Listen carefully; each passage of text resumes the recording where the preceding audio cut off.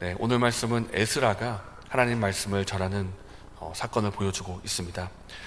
지금까지 우리가 지난번 에스라부터 지금 느헤미야까지 많은 사건들을 살펴보고 있습니다. 이스라엘 백성들이 포로에서 귀환해서 1차, 2차, 3차 귀환에 이르기까지, 그리고 느헤미야를 통해서 성벽이 재건되는 것까지 많은 사건들을 보고 있습니다. 백성들이 고국으로 돌아왔고 또 잠시 중단되기는 했지만 성전이 재건이 되고, 또 오늘 우리가 읽는 느헤미야처럼 느헤미야를 통해서 성벽도 재건되는 것을 보고 있습니다. 이렇게 성전도 재건되고 성벽도 52일 만에 재건이 끝났는데요. 그러면 이제 다 된 것일까요? 성전 재건도 끝났고 성벽의 재건도 마무리가 되었으니까 이제 모든 일이 다 완수가 된 것일까? 그렇지가 않습니다. 이제 할 일은 백성들에게 하나님의 말씀을 들려주는 것이 남아 있습니다. 어떻게 보면 지금까지는 외형을 회복하는 것이었고 하드웨어를 구축하는 것과도 같았습니다. 이제는 이스라엘의 내면을 회복할 시간이고 이스라엘의 소프트웨어를 다시 회복할 때가 온 것입니다. 어떻게 보면 이제 진짜 회복이라고 볼 수가 있습니다. 바로 하나님의 말씀을 백성들에게 전하는 시간입니다. 우리가 느헤미야 8장을 보고 있는데요, 1장부터 7장까지 한 번도 등장하지 않다가 8장에 와서 등장하는 단어 하나가 있습니다. 그것은 바로 율법이라는 단어입니다. 율법이 지금까지는 한 번도 등장하지 않았던 것은 성벽 재건 때문에 등장하지 않았던 것이고, 이제 성벽 재건이 마무리된 이 시점에 율법이 등장한 것은 백성들이 하나님 말씀을 들을 때가 오게 되었다는 것입니다. 그 일을 누가 담당하는가 하면 바로 에스라입니다. 제사장이기도 하고 학자이기도 한 이 에스라가 그 출신을 보면 대제사장 출신이고 아론의 후손이고 또 율법을 연구한 사람이고 또 율법을 연구하는 것뿐만 아니라 준행하는 사람이기도 합니다. 그렇기 때문에 이 학자 겸 제사장 겸 이 에스라가 이 율법책을 가르치기에 합당한 자인 것입니다. 그래서 7자 딸의 백성들이 하나님 말씀을 들으려고 숨은 광장에 모입니다. 그리고 말씀을 언제부터 듣는가 하면 새벽부터 시작을 합니다. 새벽부터 시작해서 정오까지 하나님 말씀 율법책을 낭독을 합니다. 그런데 9절 말씀 보니까 백성들이 이 말씀을 듣고 어떻게 반응합니까? 울기 시작합니다. 왜 울었을까요? 아마 하나님 말씀 앞에 비춰봤을 때 자신이 얼마나 말씀과 멀어져 있는가 회개하는 마음 때문에 울었을 것입니다.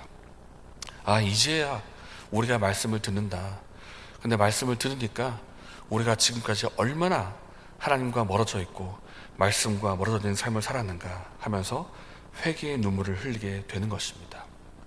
이렇게 해서 이스라엘에게 있어서 진정한 회복, 신앙의 회복이 일어나고 또 말씀을 통해서 이 회복이 일어나게 되는 것입니다. 여러분, 우리가 지금까지 에스라를 보았고 또 느헤미야를 보고 있습니다. 포로 귀환부터 해서 성벽이 재건되기까지, 그리고 이 시간에 말씀을 통해서 신앙이 회복되기까지 우리가 보고 있는데요, 이 에스라부터 느헤미야까지를 보면 딱 한 단어가 떠오르는 것 같습니다. 어떤 단어인가 하면 바로 회복이라는 단어입니다. 회복. 하나님께서 여러 사람들을 일으켜 세우셔서 회복을 일으키십니다. 처음에는 학개와 스가랴를 통해서 성벽 재건할 것을 고면하시고 성전 재건할 것을 명령하시고 성전 재건이 될 수 있도록 독려하십니다. 그리고 또 느헤미야를 통해서 성벽 재건이 이루어지고 또 신앙의 회복은 또 누구를 통해서 이루어집니까? 오늘 본문의 에스라를 통해서 이루어집니다. 정말 이 회복을 통해서 얼마나 많은 사람들이 움직이고 또 그들의 역할들을 통해서 회복이 이루어지는가 하는 것을 보게 되는 것입니다. 그러나 여러 사람들이 활약을 했지만은 그 누구보다 회복을 위해서 일하는 한 분이 있으니 바로 하나님이십니다.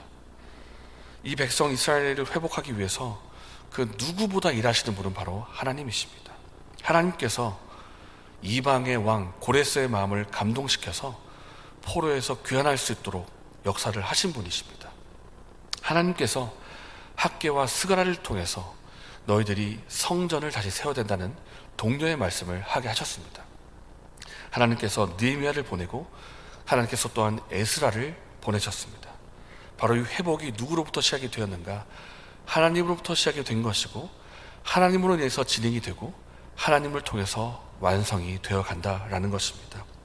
하나님께서 자기 백성을 그토록 사랑하시기 때문에 회복을 위해서 이토록 열심을 가지고 일하신다라는 것입니다.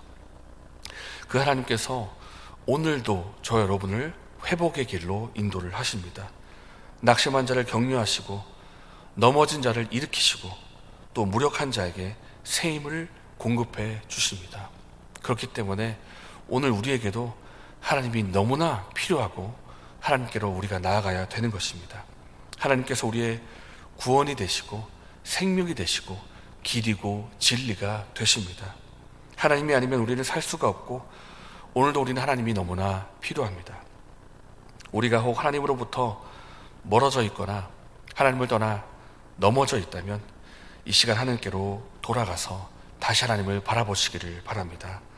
하나님 우리를 외면하지 않으시고 그 강한 손으로 넘어진 자리에서 다시 일으켜 세워주실 것입니다. 이러한 은혜가 저 여러분에게 있기를 예수님 이름으로 축복합니다. 오늘 본문에서 또 한 가지 살펴볼 것이 있습니다. 바로 백성들이 말씀을 듣기 위해서 모였다라는 것입니다. 1절 말씀 보시기 바랍니다. 백성들이 일제히 모였는데 그런데 눈여겨볼 것을 이들이 일제히 모여서 무엇을 하는가 하면 학사 에스라에게 율법책 가져오기를 요청했다라고 표현되어 있습니다.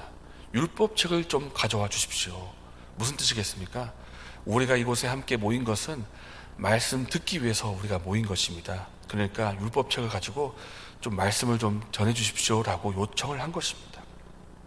이것이 누가 시켜가지고 억지로 나온 것이 아닙니다. 너 오늘 나와, 그리고 너 오늘 나와 이렇게 차출한 것이 아니고 스스로 나왔다는 것입니다. 정말 자발적으로 나온 것이고 3절의 말씀처럼 말씀을 알아들을 만한 사람들이 말씀을 듣고 싶어서 자발적으로 나와서 에스라에게 말씀을 읽어달라고 요청을 한 것입니다. 정말 진심으로 말씀을 듣고 싶고 말씀 앞에 서고 싶어서 나왔다는 것이 우리가 주목해 볼 부분입니다. 오늘 저 여러분이 예배로 또 기도회로 또 개인적으로 나아가실 때 어떻게 나아가십니까? 정말 말씀을 듣고 싶어서 정말 내가 말씀 앞에 서고 싶어서 나아오십니까? 아니면 내가 가진 위치나 체면 때문에 어쩔 수 없어서 나오고 계시지는 않습니까? 우리가 말씀을 향한 갈망을 회복하면 좋겠습니다. 정말 하나님을 만나고 싶고 정말 하나님 말씀이 듣고 싶어서 우리가 나아오기를 원합니다. 이제는 하나님 저 왔어요 하고 출석 체크하듯이 오는 것이 아니라 마당만 밟고 돌아가는 것이 아니라 정말 하나님을 만나고 싶고 정말 하나님과 교통하고 싶고 교제하고 싶어서 나오는 우리가 되면 좋겠습니다. 진정 하나님을 찾는 그 사람에게 하나님께서 반드시 만나 주실 것입니다. 그리고 그 사람에게 말씀이 임하게 하시고 말씀의 능력이 나타나도록 역사하실 것입니다. 그리고 그의 삶의 현장 속에서 베푸시는 하나님의 은혜를 경험케 하실 것입니다. 오늘 저 여러분이 전심으로 하나님을 찾고 또 하나님의 말씀을 찾아서 하나님 만나고 그 은혜를 누리는 여러분 되시기를 예수님의 이름으로 축복합니다. 이 시간 말씀을 생각하면서 기도하겠습니다. 오늘도 우리를 회복시켜 주시는 주님, 주의 은혜를 힘입어서 우리가 주님께로 돌아가게 하여 주시옵소서. 우리가 마음을 다해서 진심으로 하나님을 찾게 해 주시고 갈급한 마음으로 주님을 찾게 해 주셔서 우리의 마음에 말씀이 임하고 은혜가 임하는 그런 삶을 살게 하여 주시옵소서. 이렇게 기도하시고 개인적인 제목으로 기도하신 후에 자유롭게 돌아가시겠습니다.